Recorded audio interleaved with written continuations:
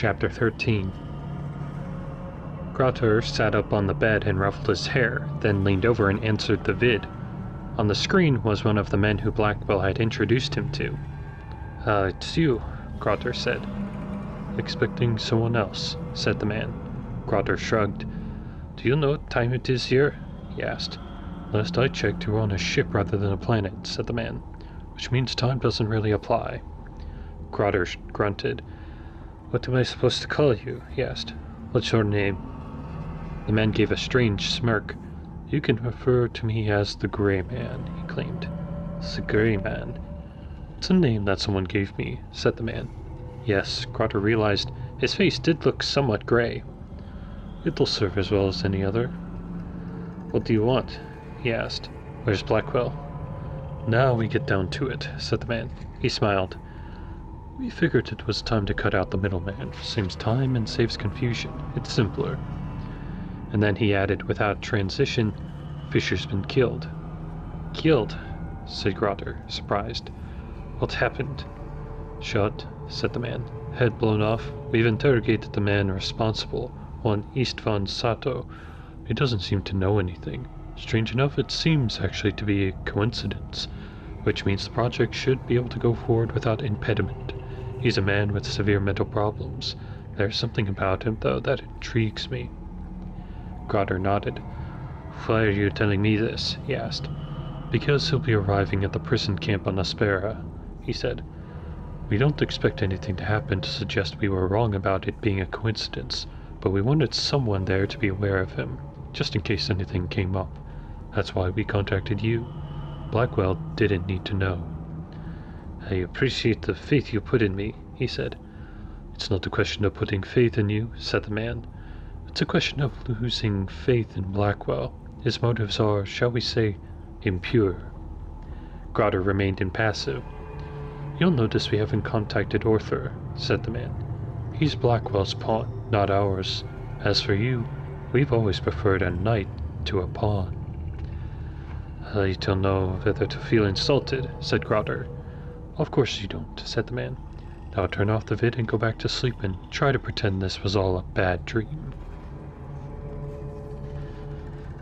Chapter 14. In a fit of desperation, he considered joining the Colonial Marines. If he did that, maybe after years of hard work and faithful service, he'd be in a position where he'd be given sufficient security clearance to be able to gain access to information about his brother. But then again, maybe not. Still, what else could he do? Maybe develop his computer skills further and hack his way into the system? He'd never been terrible with computers, but he was hardly an expert either, and how would he know where to start? He was considering these and other schemes when a live feed changed everything. He was lucky to catch it. Normally he would have been at work during that time, but he traded shifts with someone who had a funeral to attend. Even so, he was lucky to see it. The vid request came in without a name or a location marker, and so at first he figured it was just an ad, something new put together by a vid maker. But there flashed into his mind the recorded vid from Henry. That too had no location marker, and so he connected. It was Henry this time too. He was hunched toward the vid screen, difficult to see. He was whispering. He looked nervous and cagey, and kept glancing back over his shoulder. It took him a moment to realize the connection had been made. Henry, said Jency. What a great surprise. Shh, said Henry. Not so loud. I shouldn't be calling out at all, let alone using this channel. If they find out I did, at the very least it'll cost me my job. What's wrong, Henry? Henry shook his head. I'm calling you just so you'll stop worrying about your brother. He's here. He's alive. He's okay. You don't need to worry about him anymore. That's all I can tell you. Jency felt his heart leap. Where's here, Henry? I have to know. I can't tell you, said Henry.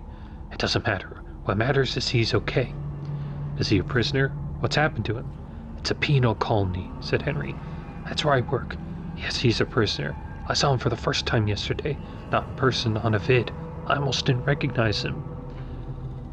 What was wrong with him that you almost didn't recognize him? Asked Jency, his voice rising. Henry pressed his fingers to his lips. You don't know what I'm risking telling you this. It's not enough, said Jency. I need more. I need to know where you are. Classified, said Henry, reaching now for the off switch. I wish I could, but "Henry, think of everything we did together," said Jency hurriedly.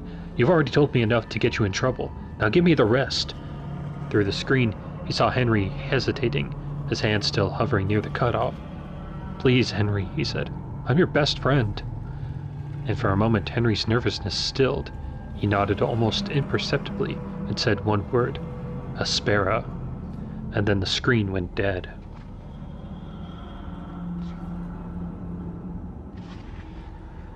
Chapter 15. Aspera. At first, he thought it was the name of the facility, of a penal colony on some backwater world, but a quick search turned up nothing of the kind. The only Asperas he could come up with were a school back on Earth, now defunct, and an uninhabited and uninhabitable planet, an uncolonized world far to the edge of the galaxy and away from normal trade paths. He found a satellite image of the school and saw it was collapsing. Definitely nobody there. No images seemed to exist of the planet. It had a few valuable resources and had been classified off limits to industrial concerns and other interested parties. It was just one word, very little to go on, plus what Henry had said to back it up and little he could infer. Maybe his brother was there somewhere on that planet. Or maybe Aspera referred to something else, some off-the-vid corporation or lesser-known location on another planet. Or maybe he'd misunderstood what Henry had said. It could have been Asbera or Haspero. Those were possibilities too, he supposed, but exploring those names didn't turn up anything substantial either. It was the first time in years he'd had any clear indication that Istvan was still alive. He had to ask himself, do I really want to go after my brother?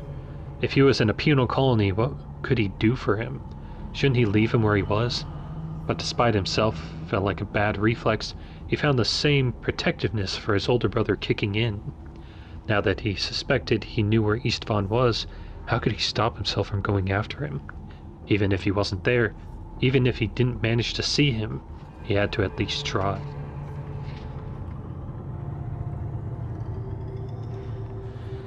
Chapter 16. There were many days in which Istvan didn't say a word. Days, too, when he had no real sense of who or even what he was. Very quickly, as the small gray man began to manipulate his body, drawing tool after tool out of cabinets around him, Istvan found himself withdrawing deep inside, trying to reach a place where he would be safe, where he would watch what was happening to him but not feel it. Each time a technique would fail to get results, the small gray man would change the drugs or bring out a larger tool, and he would begin to feel it again. He would burrow deeper and deeper, until at last he had nowhere else to go. His body was awash with pain and suffering. He crouched there within it, on a tiny speck that was not free of pain exactly, but better than everything around it. What his mouth was saying, what his body was saying, he had no idea. It was as if it was operating without him. And each time he thought he couldn't stand it any longer, each time he felt like he might lose himself for good, the pain abated just a little. The small gray man would stand back and wipe the sweat off his brow, his lab coat now spattered with blood, and give him a moment to breathe. And then Istvan would feel himself stepping tentatively from where he was, crouched inside, slowly starting to occupy his body again. But this was a trick, for soon enough it would start all over again, and he would be forced deep into his corner again. And then one day, how many days into the flight Istvan had no way of knowing, something happened. A twinge of frustration passed ever so briefly over the gray man's face, and Istvan was not hidden deep enough within his body to keep his own face from smiling. The man's face darkened, and he started in on Istvan again, harder this time than he had before. Either the drugs or the instruments that the gray man was sticking into him made him feel more like his body was covered with ants, and then like his body was not a body at all, but just a swarm of ants. He retreated from the pain, going back to where he had been securing himself, where he'd been hiding, then felt the pain follow him, coming closer and then touching him lightly. This time, though, instead of receding just on the verge of becoming unbearable, it kept coming. He felt his footing eroding away, slowly crumbling around him, and suddenly he was thrust fully against his own skin, exposed all at once to all the pain his body was feeling. He screamed and struggled, and heard the gray man laugh, but then the pain was too much for him, and everything went dark. For a long time, he simply wasn't there. When did he start to come back? It was at first as a mess of sensations with nothing to filter or connect them. Then slowly, he began to feel like he had a vague shape and form, but that form was on fire. He tried to move, but found he couldn't. Then the fire faded to a low, dull ache, and he imagined it as a form of ash. He momentarily thought, now a shadow man. But then his shape and form became sharper, clearer. He could feel he was human. He could feel, too, that he was lying down on his side, one side of him pressed against something cold, flat and hard. He tried to open his eyelids and succeeded in getting them to flutter, light strobing vaguely into his brain. He rested a little and tried again. This time his eyes came open and stayed open. He was in a small room, a cell of some kind, lying on a concrete floor. The walls behind him and to either side were concrete, and the wall in front of him was made of iron bars, a metal door standing ajar. Next to his face was the dented metal underside of a toilet, and a little farther away, a cheap cot. For a moment he thought he was back in the cell he had been in before, just after he had shot the politician. But no, he remembered that the cell had a metal door, not bars. This was new. It took him a while to pull himself up to his feet. He was weak, his muscles not at all like he remembered them. Atrophied, perhaps. It took some getting used to. Maybe they had changed his body, made him an inside voice and taken his body away and then given him a new one. How long had he been like this? Months? Days, maybe? He had blacked out before. It used to happen to him all the time when he was younger, but he had always woken up feeling pretty much like he had felt to begin with. This was new. This was different. He stood there swaying, staring at the open cell door, and then went out. It led into a slightly curving hall, lined on one side with cells, the other side a smooth metal wall, broken at one point by a steel security door. He followed the curve around. He suspected it would go on forever. All of the cells had their doors open. Most of them were empty, but in one, a heavily tattooed man sat on his bed, legs crossed at the ankles, reading. In another, a few cells down, a rail-thin man was doing push-ups. They were both dressed the same, pants and simple shirts with the numbers stamped on the sleeve and a name over the pocket. And he realized he was dressed the same way. Both of them looked up as he shuffled past, curious for just an instant before their eyes returned to what they were doing. He was muttering, he realized, and giving little strangled cries. He made a conscious effort to try to stop, and did for a moment, but before he knew it, he had started up again. He followed the hall around until there was a break in the cells and an opening. Tentatively, he went through it, found it gave into a large open space surmounted by a dome. It was perhaps 40 meters in diameter. Tables with built-in benches were scattered here and there, as well as a few vid screens. At the tables were seated several dozen men, all of them eating. He stood there watching, still mumbling, until one of them noticed him, a thick-lipped man with a scraggly beard. "Madman's awake," the man said, shaking the shoulder of the man next to him. "We won't have to be force-fed today." He leaned to look at the man farther down the table. "That means you have a job, Bill." Ambler. William. It read over his pocket. He grunted. "Bye be me," he said. "Where am I?" Istvan said. "Where are you?" said the first man. "You're in hell, friend. Welcome." "Hell?" "Last stop for all political prisoners," he said. He stood up, came over to Istvan. "Only way out of here is to die. What's your name?" "Istvan Sato." "James Waldron," said the man, holding out his hand. Istvan stared at it, waiting to see what it would do. It took him a moment to realize that Waldron intended for him to shake it. "Hungry?" Waldron asked once he did. When Istvan nodded, he led him over to the console set in the floor in the middle of the tables and showed him how to automatically dispense a meal. Once he had his food, he held Istvan's arm and directed him back to the table, the other men scooting down to make room for him. Istvan first ate with vigor. "Don't overdo it," Waldron said. "That's your first solid meal in days." Istvan nodded, slowed down. A moment later he was glad he had. The little he had eaten weighed heavily on his stomach. He pushed the tray back a little. Waldron and the others were watching him. "Where am I?" he asked again. "What am I doing here?" "I already told you it's hell," said Waldron. "It's a penal colony," spoke up Bill, from the other end of the table. "A penal colony. We're political prisoners," said Bill. "People that'll never get out of the system that they're not prepared to have killed. At least not yet. James is right. This is the end of the line. You'll be here until you die." Eastvon tried to take it in. Was all this real? What had happened between the gray man torturing him and this moment? His body had been present, but somehow he himself had not. Where then had he been? "So what'd you do?" asked another man, clean-shaven and with a haircut. "Do?" asked Eastvon. "To get here," said the man. "You must have done something." "Oh," said Eastvon. "Yes, shot someone. A politician giving a speech." "That's a hell of a way to express your disagreement with someone's political views," said Bill. "I don't know what his political views were," said Eastvon. "I'm not quite sure why I shot him." The others stared at him for a moment. "But you're a political prisoner," said one of them.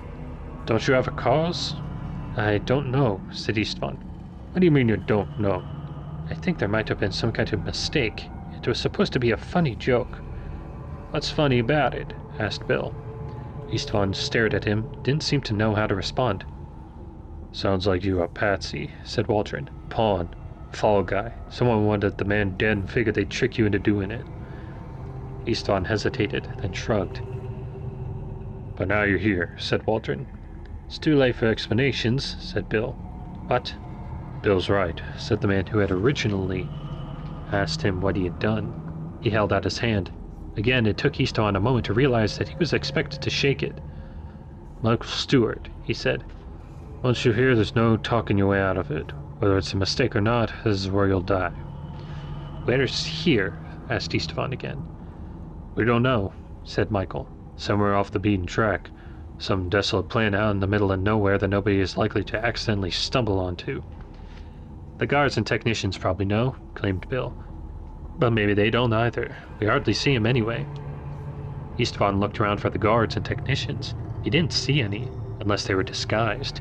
He looked suspiciously at the men around him. Were they guards? Were they technicians? "You know where the cells are?" asked Waldron. Eastvon hesitated, nodded. Waldron dipped his spoon in the gravy left on his plate, and used it to trace a circle in the plate's center. "Here's where we are," he said.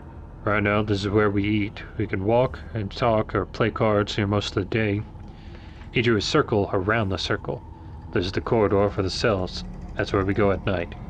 He dipped the spoon again and drew a further circle around this. "The guards and technicians and anybody not prisoners out here. May not look exactly like that, hard to say. They watch us through cameras hidden in the cells and on the struts of the dome. None of us really know how many guards and technicians there are. Maybe just a few, maybe a lot. We hardly ever see them. When we do, they're in riot gear, and we can't see their faces. If it's really as isolated as a location as Michael thinks, they're almost as much prisoners as we are." He licked the spoon clean and smiled. "That's all we know." Eastvon waited for him to go on. When he didn't, he asked, "What is the spoon?" "The spoon," said Waldron, surprised. He stared at it. "The spoon's nothing. What's wrong with you?" Eastvon nodded. Yes, now he understood. The spoon was nothing. "How do we get out?" he asked. Waldron's smile faded. "We don't get out," he said. "Haven't you been listening? There must be a way out." "Only dead." "We could use the spoon to overpower the guards, take over." "Forget the spoon. Haven't you been listening?" said Michael. "The guards are probably nearly as much prisoners as we are." Bill nodded vigorously. "So we take over the outer ring, assuming that's what it is. Then what? Where do you go from there?" "Out," said Eastvon, his head beginning to throb. "There is no out," said Bill. "We're on a planet without a breathable atmosphere. Outside the rings, the colony is death." "We don't know that for certain," said Waldron. "No, we don't," said Bill. "But we're certain enough. Why would there be a dome otherwise?" "Maybe the dome's a trick," said Waldron, "to make us think we're on a planet with non-breathable air."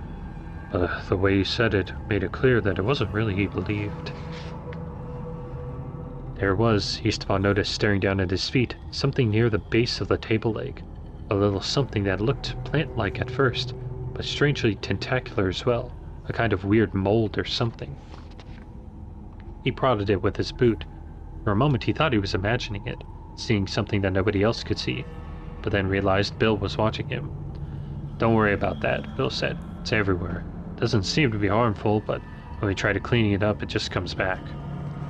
Everywhere, he thought. Everywhere.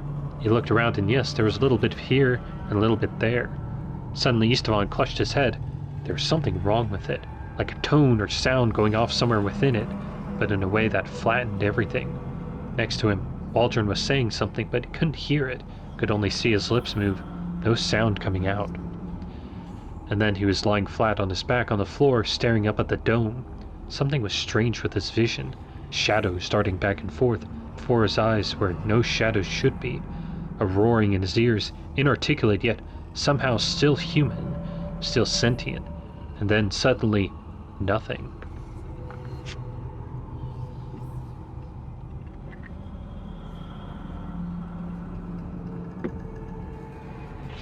Chapter 17. On the ship above the planet, hovering several miles above the research facility, Jane Haley, technician first class, pressed her palms against her temples. There was something wrong with her head. It had come suddenly, a numbing wave of pain that had swept over her and made her almost fall out of her chair.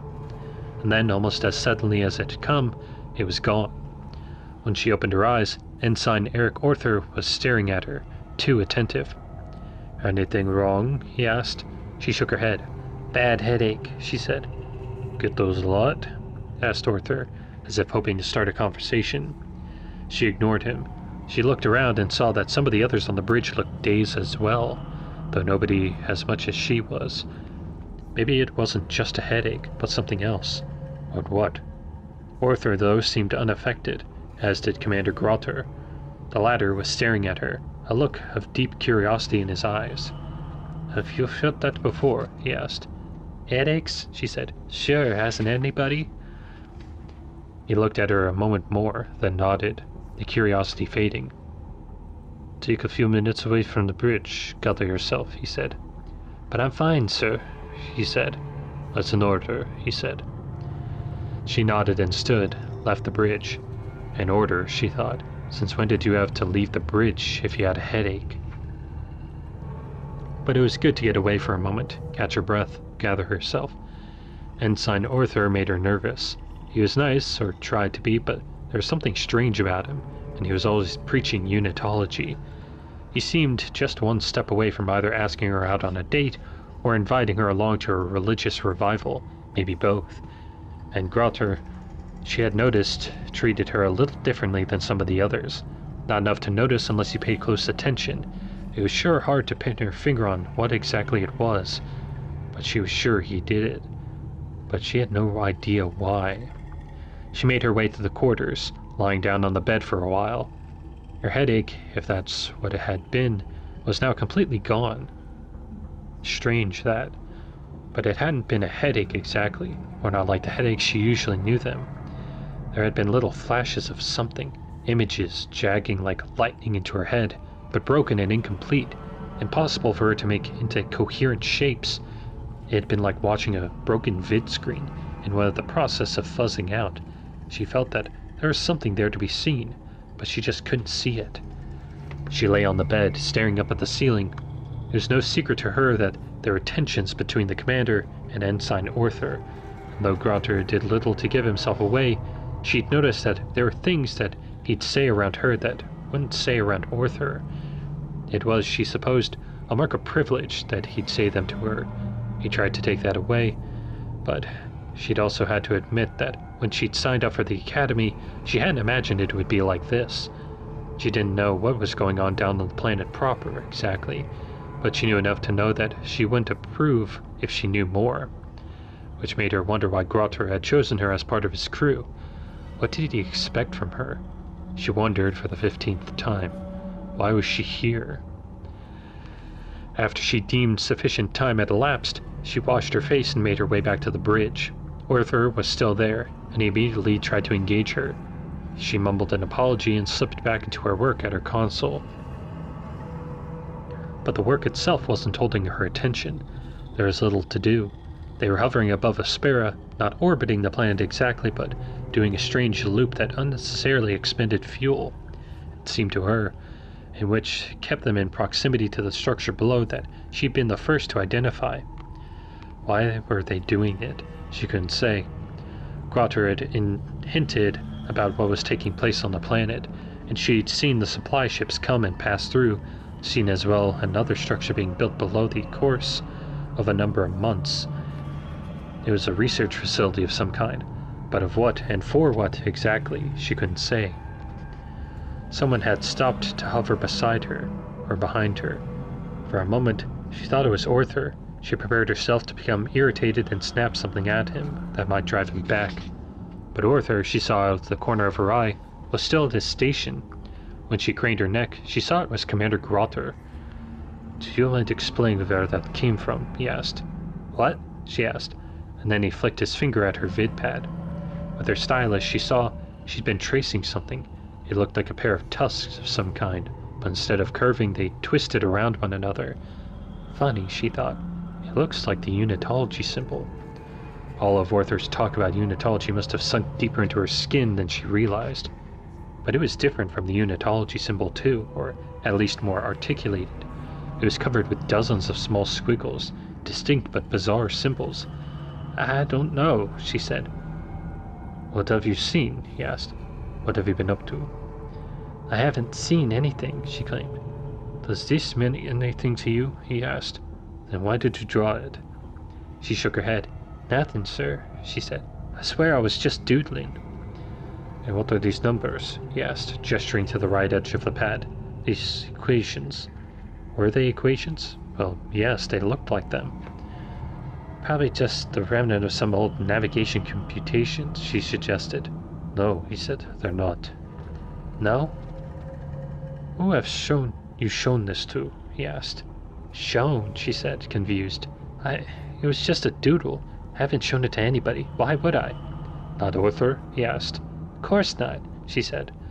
He stared at her for a long moment, as if assessing her, and then nodded. "Forward it to me, and then erase it," he said. "And then we need to have a serious talk."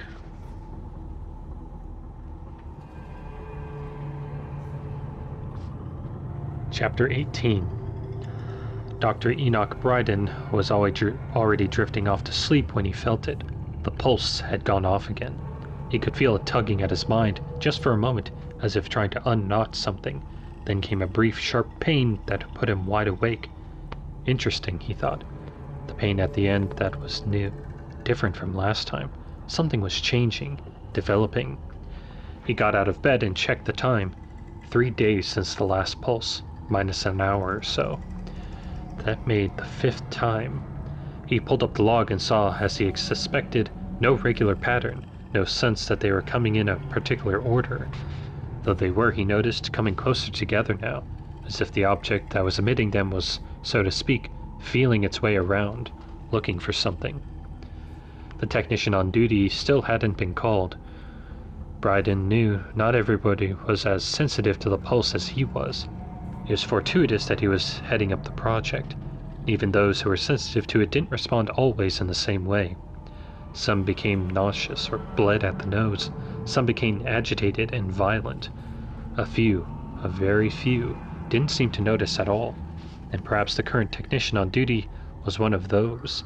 If he didn't call within the next 60 seconds, Bryden would make note of his name and have him reassigned to a job more appropriate to his level of awareness. Janitorial duties, for instance. No, there was no room for error. The project was crucial. It might in fact change the course of humanity. There was no room for mistakes. 40 seconds. The technician still hadn't called, and so Bryden turned on his vid and called him. It took the man 8 tones to answer. When he did, his eyes were red-rimmed and his hair was ruffled, as if he'd been asleep. "Anything to report?" asked Bryden. "No, sir," the technician said, his eyes drifting to one side to look at the stats panel. "Yes, sir, he said. "A pulse just came in." "Sleeping on the job?" asked Bryden. "No, sir," said the technician without batting an eye. incompetent, and a liar too, thought Bryden. Give me your name, said Bryden, and when the technician gave it, he wrote it down. When does your shift end? He asked. In about an hour, said the technician. Return to your quarters, said Bryden. You've done enough damage for one night. The technician looked confused for a moment, and then nodded, switched the vid off. Do I have to do everything? Wondered Bryden as he got dressed. Am I the only one who understands how important this is? He left his quarters and made his way down the hall, deeper into the heart of the complex. He had been there since the beginning, ever since they first started constructing the red marker. At first, they'd been told that it was a 2-year tour, but then they'd been informed that the project was important enough that they'd have to remain on it, out of contact with the outside world until further notice. One of the others, a man with a family named Pete, had complained about that, and then had kept complaining. And then, when that didn't work, had started to try to sabotage the project. Result? He had been accused of treason, quickly tried, then exiled from the research facility, and remanded to the penal colony a few miles distant. Even then, Pete hadn't understood, had continued to complain and beg to be released, had begun too to reveal to the other prisoners the secrets of the research facility. So they held another court, secret this time, and a few hours later, Pete was found dead on his cot. Bryden didn't particularly relish what had happened to the man, but then again, he didn't object to it either. He should at the very least have known better. Besides, this was a sacred calling.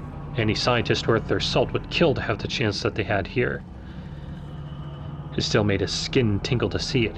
Each time it was just amazing the first time. He reached the first set of doors, slid his card through, and entered the code. The door slid back. The technician, he was pleased to see, was gone, though he had left a mess at the console. Wadded of food wrappers, a single glove, a crumpled manifest.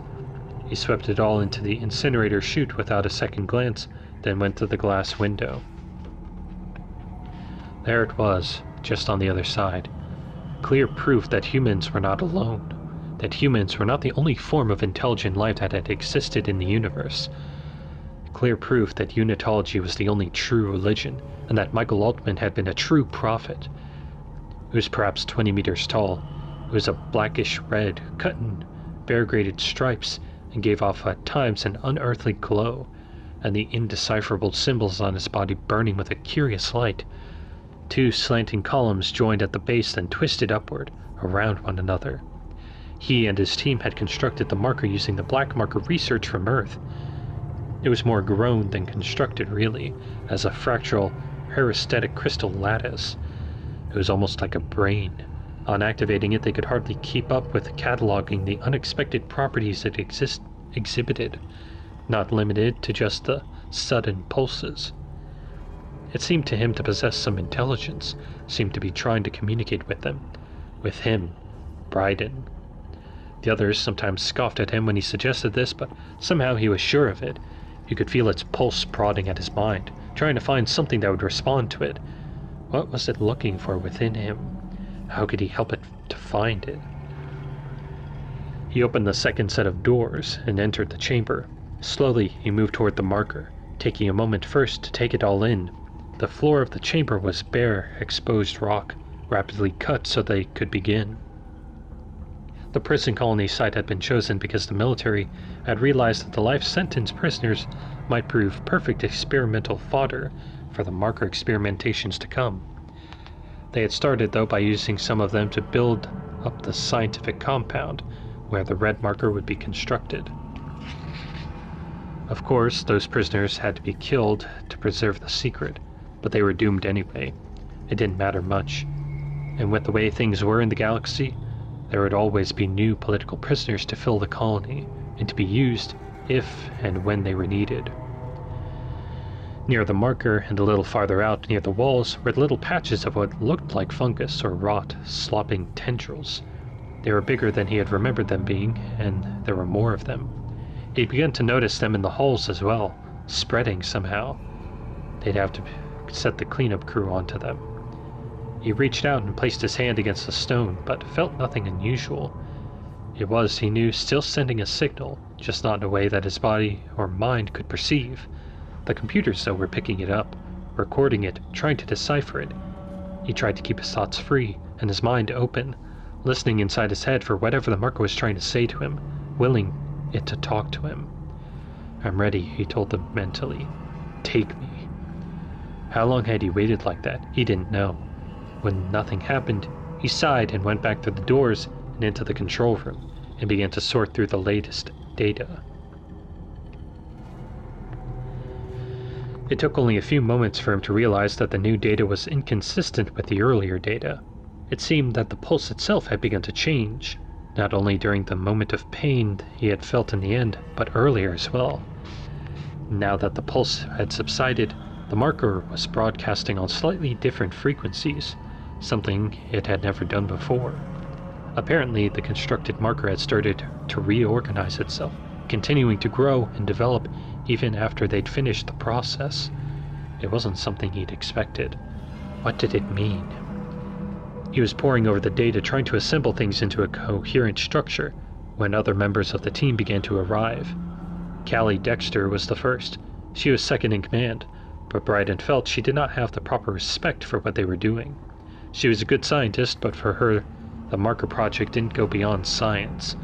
She didn't have the proper level of either faith or awe, and thus could not be counted on. "Yeah, ready? What's on the docket for today?" she asked, when she came in and settled at her console, right next to him. Bryden just grunted. "Anything new?" she asked. "Lots," said Bryden. "Major pulse last night." A few minutes later, Anna Tilton came in. She had dark brown hair, cut short so that it clung close to her face. Bryden liked her better. She understood things properly. Like him, she was a unitologist, and like him, she had understood that the black marker had been a gift, a glorious proof of the truth of their religion, and their work here to reconstruct it was a holy cause. They were trying to decipher the mind of God. She nodded at him as she came in, settled right in. A few moments later, the room was full. A dozen or so scientists and technicians, all of them going over the data and thinking about it, according to their own specialities. They exchanged a few comments here and there, asked one another for clarifications, and prepared the day's tests and experiments. Callie leaned over to Bryden. "It's changing. What do you make of it?" she asked. "I don't know," said Bryden. "I think it's trying to speak with us however it can. And since we don't seem to be listening to how it spoke before, it's trying out new voices." "You make it sound like it's alive," said Callie. Bryden shrugged. "It almost acts like it sometimes," he said. "Careful, Doctor," cautioned Callie. "Don't lose your objectivity." It made him angry. Dr. Dexter can't see what's right in front of her own eyes, he thought. It was a mistake to have anyone on the team who wasn't a unitologist. But when he suggested to the authorities having her removed, they denied his request. She was a good scientist, he had to admit it, but this wasn't just science. This was something bigger, something grander. She was staring at him, he realized, her gaze hard. "Are you all right?" she asked. "Of course I'm all right," he said, and gave her a cold smile. He had to tolerate her for now, but maybe a time would come when he wouldn't have to. They worked in silence a while until Callie said, He ignored her, kept sending his own data through the modeling system. Then she cleared her throat and said, "Strange." "What's strange?" he asked. "The vector," she said. "Of course there's a vector," he said. "There's always been a vector, several in fact. Our broadcasts out into space." Dr. Dexter shook her head. "That's just it," she said. She scooted her chair closer to him, turning the screen so she could show him. "See here," she said. "There's an unidentified signal we caught the other day." "Keep her voice down," said Bryden in a low voice. "Not everybody in this room has our security clearance." Dr. Dexter smiled. "It hardly matters, Bryden. With what we already know, we're already at a huge security risk." She reached up and traced her finger along the screen. "Now something else is coming from here, a few dozen systems away. Looks like it might be on Creamar, or that signal cuts through it in any way. And here's us." She shadowed the other vectors, making them nearly invisible, and brightened this one. Then she scrolled it backward in time. "Watch this," she said. "Here we are broadcasting indiscriminately with an occasional pulse, but the pulses are wide, and this morning, boom, sharper focus." "It's just a different frequency," said Bryden. "Okay," she said. Could be, but the other pulses were all directed up into space, off-planet. This one is angled differently. Half of it is simply bouncing off the ground. The rest of it travels the planet's surface pretty closely. It's never done that before. Maybe that explained the pain at the end, thought Bryden. Maybe that was what made it different. To Dr. Dexter, he said, "Why would it do that?" She gave him a look. "You think it's alive," she said. "You tell me." When he didn't, she said, "Maybe it found what it wanted." Bryden nodded. "And what would that be?" Dr. Dexter shrugged. "I don't know," she said. "Give me more data, and maybe we'll find out." Thank you. That was part 5 of Dead Space Catalyst. Thank you for listening, and good night.